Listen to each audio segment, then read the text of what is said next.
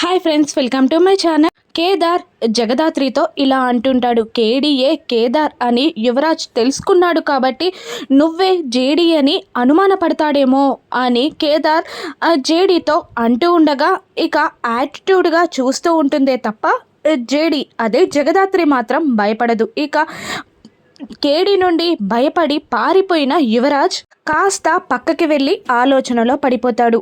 కేడీఏ కేదార్ కాబట్టి కేడీని ఎప్పుడూ అంటు పెట్టుకొని ఉండే జేడీ ఎవరు అంటే జేడీఏ జగదాత్రియా? జేడీఏ జగదాత్రిలాగా యాక్టింగ్ చేస్తుందా? వాళ్ళిద్దరూ కలిసి స్కూల్కి వెళ్తారు కదా, అంటే జేడీ జగదాత్రి ఒక్కరేనా?